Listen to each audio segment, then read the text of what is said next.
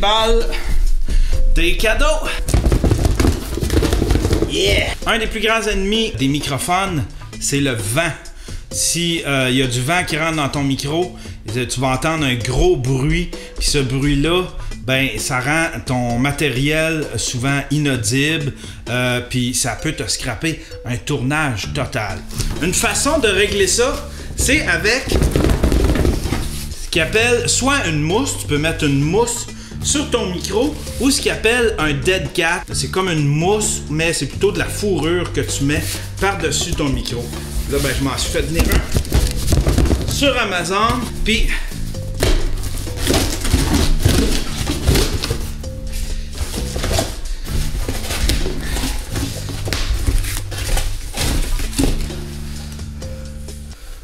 oh! Je pense qu'il est brisé. Regardez!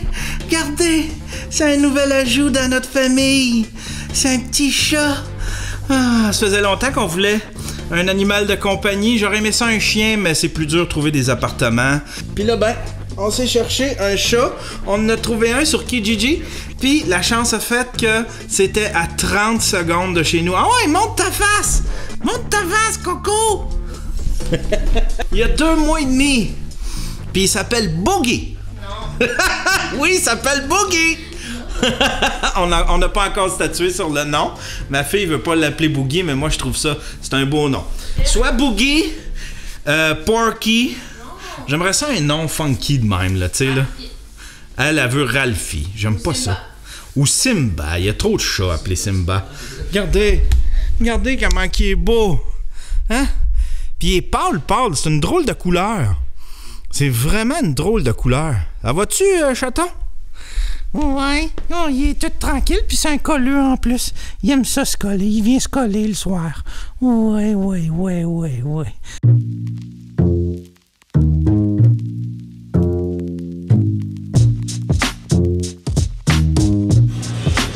là, l'Internet. Pop Saint-Paul.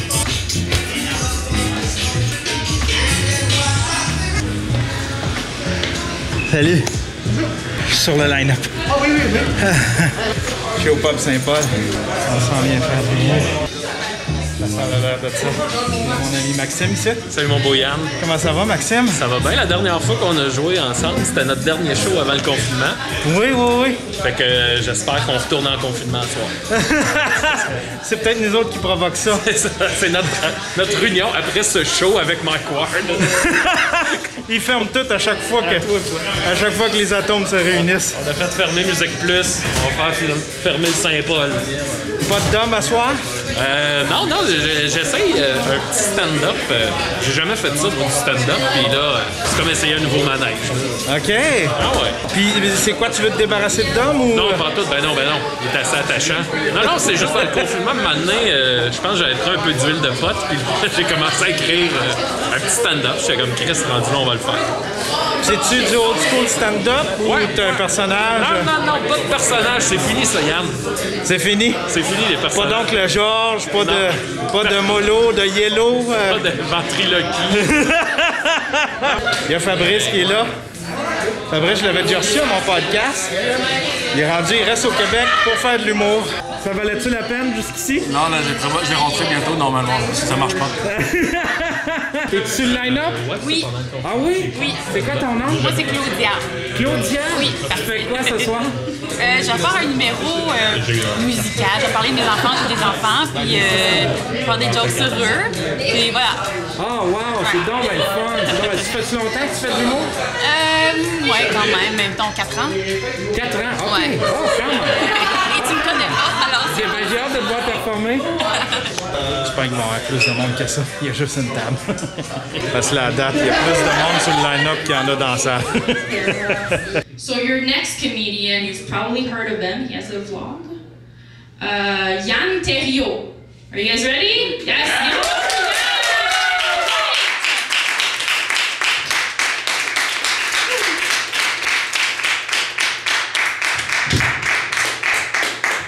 Vraiment d'applaudissements pour Victoria. Bonne!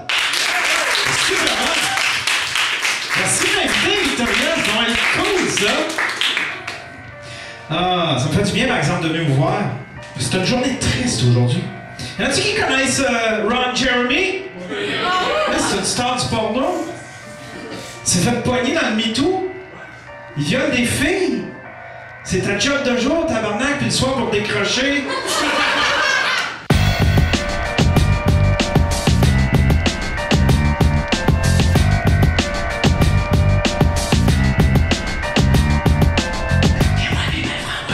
Fait que là, j'approche, je sais pas quoi faire. Je dis, non, mais faut-tu que je les prenne? Je lui donne le sein, esti.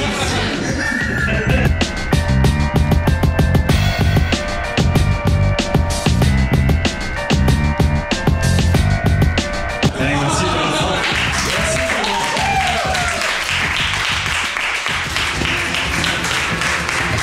OK. Hey, c'était cool, ça. Il était juste peut-être 6-7. Sinon, il y avait le reste du line-up. Puis malgré ça, si on m'aurait dit qu'il y avait une crowd de 30. Donc, désolé les gars. C'était vraiment cool. Puis j'ai vraiment réduit mon matériel pour que ça fitte. Je voulais absolument faire fitter ma joke de Ron Jeremy. Fait que j'ai vraiment réduit mon truc de jardin. Je l'ai pas trop étiré. J'ai coupé bien des jokes. Puis je trouve qu'il était plus efficace. Parce que j'étais un peu tanné le truc du jardin, là. J'étais en train d'écrire un nouveau numéro, un numéro plus de bar, quelque chose de plus trash. Oh, on est dehors, là. Quelque chose de plus sexuel. Mais non, somme toute, à soir, c'était bien cool. C'était bien cool. C'était une belle soirée. C'était la première fois que je venais au Saint-Paul.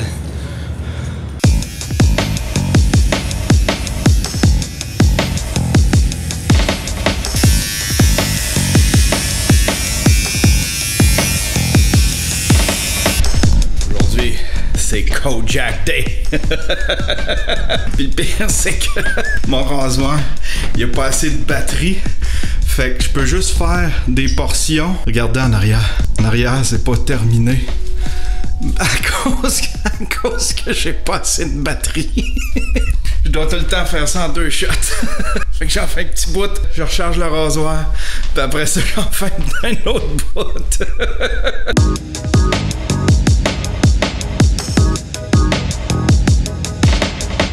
La Sony ZV-1,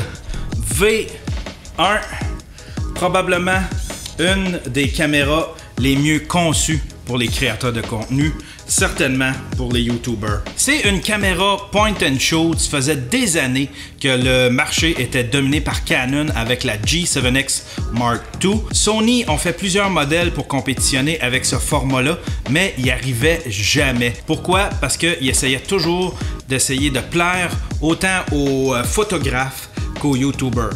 Et bien là, Sony s'est dit, on va donner priorité aux YouTubers, on va leur faire une caméra idéale pour eux. Ils ont enlevé le flash, ils ont enlevé le viseur et ça leur a permis de rajouter des composantes qui sont utiles, surtout pour les créateurs de contenu vidéo. Je suis pas la meilleure personne pour faire des reviews de caméra vu que je trippe pas sur toutes les spécifications en tant que telles. Moi, je focus beaucoup sur ce dont j'ai besoin. Tout le reste, je m'en fous un peu. Donc, c'est pas une caméra que je connais encore au complet parce que j'ai pas utilisé toutes ces features, disons. Mais je vais quand même vous en faire un review version Yann Terriot. Première affaire qui est extraordinaire pour une point and shoot, c'est l'écran rabattable comme ça sur le côté. C'est très rare sur une point and shoot. Et puis en plus, celle-là, ce qui est le fun, c'est que, regardez, faites juste ouvrir l'écran. Puis déjà, elle s'active, elle est prête à tourner. T'as pas besoin d'ouvrir l'écran, appuyer sur Power, choisir un mode. Sony ont vraiment pensé en termes de run and gun. Tu rouvres ta caméra, puis ça y est, elle est prête à filmer. Deuxième chose qui est le fun, c'est l'emplacement des boutons. T'as un déclencheur ici pour prendre des photos, mais t'as aussi un bouton ici spécifique pour la vidéo. Des fois, c'est placé en arrière sur certaines point and shoot, puis c'est vraiment pas commode. Sony ont aussi été soucieux du son. C'est très important pour un YouTuber. La capsule, le micro intégré, il est ici. Il fait toute la surface ici. Des fois, sur des point and shoot, c'est juste des petits trous chaque côté. Ça capte le vent super facilement. Là, le micro, il est ici sur le dessus, là où est-ce qu'habituellement les compagnies mettent un flash. Puis en plus, ils fournissent un dead cat, un petit truc comme ça que tu peux mettre par-dessus, puis ça va cacher le micro, c'est comme un pare-vent. Je pourrais souffler dans le micro puis on l'entendrait presque pas. Ça, c'est super utile. D'ailleurs, à peu près tous les YouTubers qui ont une point and shoot ont essayé de se patenter un espèce de petit dead cat comme ça, il s'en vend, mais des fois ça fit pas selon le modèle que tu possèdes. Hey! Salut! Regardez, ça me tente même pas de faire un review de caméra. C'est juste parce que je vous l'ai promis, ça me tente juste de jouer avec mon chat. Dis salut! Dis salut! Hein, Boogie? Dis salut, t'es snob un peu. Ouais, il est beau mon Boogie, hein? Il est beau mon Boogie, hein? Sur le côté, t'as 3 petites portes comme ça. Une pour le microphone, une pour une prise USB et puis une dernière pour une prise micro HDMI. La prise USB est faite pour charger, pour pouvoir transférer tes images, mais aussi peut transformer ta caméra en webcam. Sony ont fourni un outil, une espèce de programme que tu installes sur ton ordinateur et puis ça va transformer ta ZV-1 en webcam. La qualité est pas extraordinaire, c'est tout petit. C'est même pas HD, c'est même pas 1920 par 1080, c'est en bas de 720p si je me souviens bien. Mais bon, bel effort de Sony, coudonc. Moi, ce que j'utilise pour pouvoir streamer, c'est la sortie HDMI. Je rentre ça dans une carte de capture, puis ça donne un super beau rendu. Tout le monde me demandait comment j'avais fait pour pimper mon image comme ça. Eh bien, c'est à cause de cette petite caméra-là, la ZV-1. L'écran est touch, c'est super le fun, sauf qu'il n'y a pas beaucoup de fonctionnalités qui fonctionnent en touch. Tu peux à peu près juste focusser. Pour le reste, tu dois absolument utiliser la petite roulette qui est ici à droite de l'appareil. Le microphone intégré est très directionnel. Ça peut être un avantage si, admettons, tu te filmes comme ça, la première personne, puis derrière, il y a de la construction. Tu sais, tu peux te replacer selon où est-ce qu'il y a trop de bruit d'ambiance. La caméra va couper beaucoup de son derrière. Le désavantage, comme je vous l'ai montré la semaine dernière, c'est qu'on n'entend presque rien. Si tu parles derrière la caméra, on t'entendra presque pas. Comme je vous l'ai dit, ça a été pensé pour les YouTubers. Donc, il n'y a pas de flash. Tu peux t'en servir pour prendre des photos. Elle va prendre des super belles photos, sauf qu'il n'y a pas de flash et il n'y a pas de viseur, ce que tu retrouves habituellement sur une point and shoot. Jusqu'à il y a 2-3 ans, les maîtres, les dieux de l'autofocus, ça a toujours été Canon avec leur système Dual Pixel. Mais ils se sont vite fait rattraper par à peu près toutes les compagnies, surtout Sony, qui ont maintenant un autofocus qui est aussi efficace que le Dual Pixel de Canon. Celui de la ZV-1 est incroyable, tu le sens jamais pomper pour essayer de te trouver. Et puis, il y a une petite option super le fun, puis ça, c'est vraiment une invention incroyable de Sony qui ont pensé ahead of time avec une option qui s'appelle Product Showcase. Pour vous donner une idée à quoi ça sert Product Showcase, regardez bien. Ça là ici, c'est la Canon. La Canon est super efficace pour faire le focus sur mon visage. Elle va toujours suivre mon visage, peu importe que je m'éloigne, que je me rapproche. Mais si je veux vous montrer un produit, admettons que je veux vous montrer cette tasse-là, tiens, hein? Je vous montre cette tasse-là. Si mes yeux sont dans l'écran, eh bien, la caméra ne sera pas capable de focuser. Elle va garder le focus sur mes yeux. Bien, tout ça est terminé avec la Sony et l'option Product Showcase. Regardez bien, je vais vous donner un exemple. Tiens, je vais mettre la caméra ici. Puis là, elle focus sur mon visage. Elle a mon visage bien au focus. Puis si je montre un produit, regardez, hein? Même si mon visage est dans l'écran, la Sony sait que je veux montrer quelque chose à l'écran.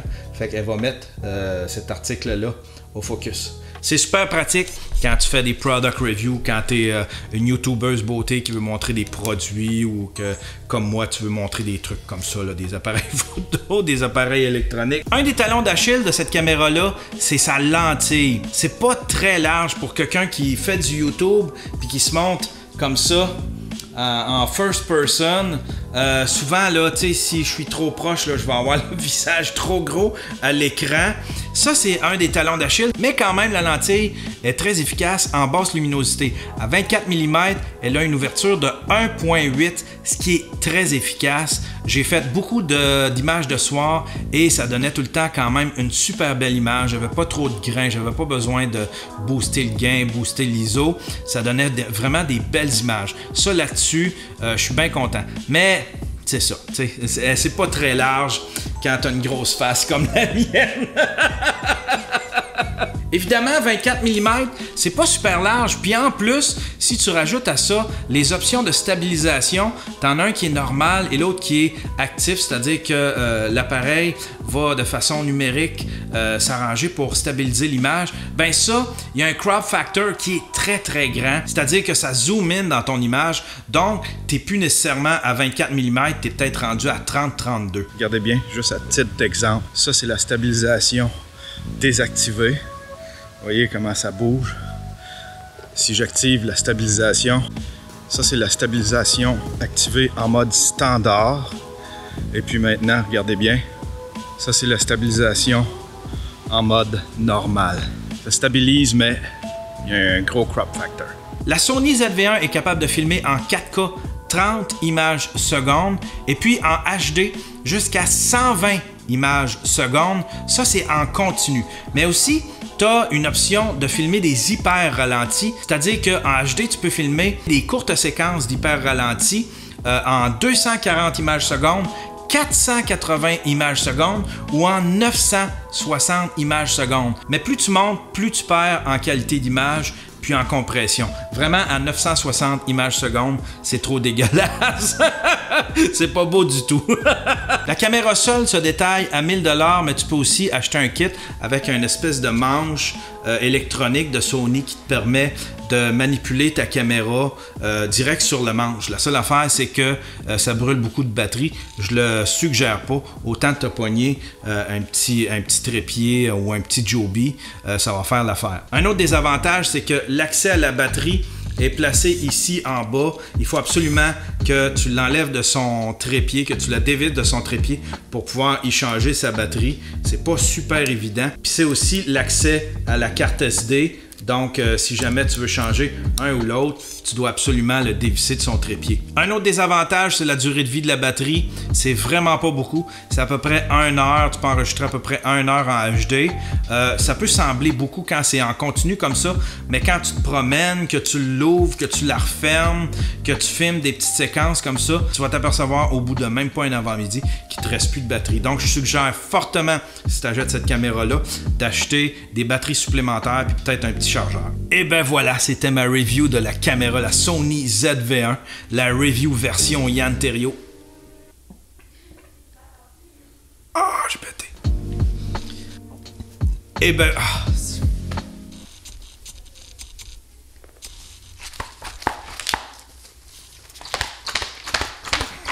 En résumé, la Sony ZV-1 est probablement la meilleure caméra de vlog que j'ai eue jusqu'à maintenant. Elle est toute petite, elle est remplie d'options. Je vous jure, c'est probablement la meilleure caméra que j'ai eue jusqu'à date. J'en ai eu plusieurs. J'ai eu la T5i, la T7i, j'ai eu des GoPro, j'ai eu des Xiaomi, j'ai eu la Canon G7X Mark II et puis il n'y a rien qui accote ça. Elle est super pratique, du moins dans mon cas, pour un run and gun comme moi. Hey Gabou! C'est-tu toi qui as le chat? Donne-moi mon chat! Je veux mon chat!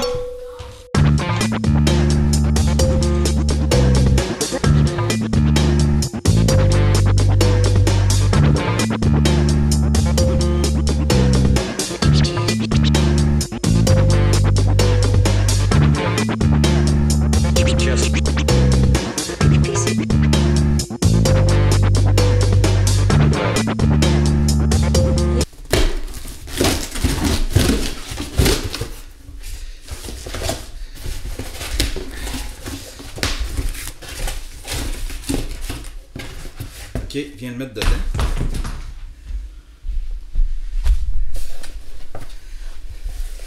Et